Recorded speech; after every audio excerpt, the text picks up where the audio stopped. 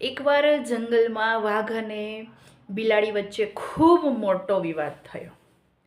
વાઘનું કહેવું એવું હતું કે જંગલમાં તમામ વૃક્ષોનો રંગ લીલો હોય છે, તેમજ વેલામાં જે પાંદડાઓ આવે છે એનો રંગ પણ લીલો હોય છે.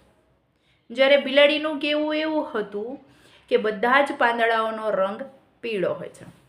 બંને વચ્ચે ખૂબ ચર્ચા થઈ, ખૂબ વિવાદ થયો.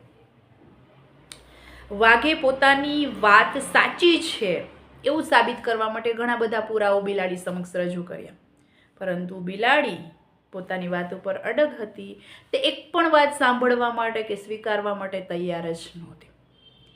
હા, વાઘ જાણતો હતો કે અપવાદ રૂપે અમુક પાંદડા પીળા હોય, તેનાથી બધા જ પાંદડા પીળા છે એવું ન કહી શકાય.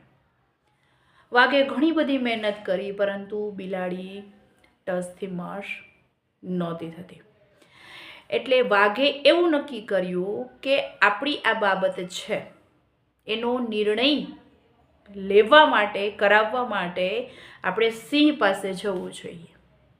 અને આ જ વાત તે બિલાડીને કહે છે કે આપણી વાતમાં કોણ સાચું છે ને કોણ ખોટું છે એનો નિર્ણય તો હવે સિંહ જ કરશે. ચલ, આપણે બંને જઈએ.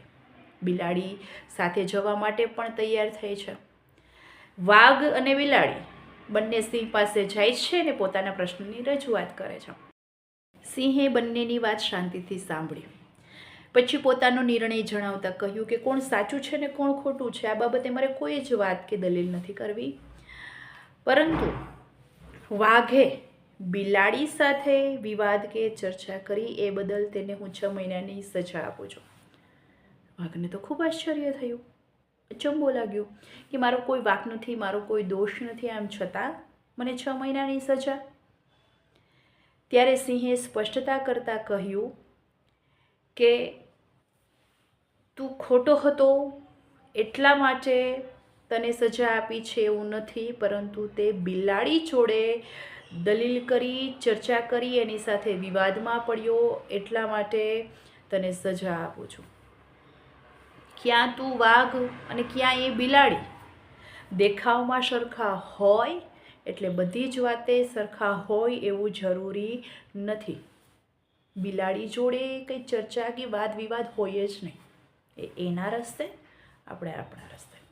મિત્રો, ચર્ચા, વાદ વિવાદ હંમેશા બરોબરિયા કે સમવડિયા જોડે જ હોય.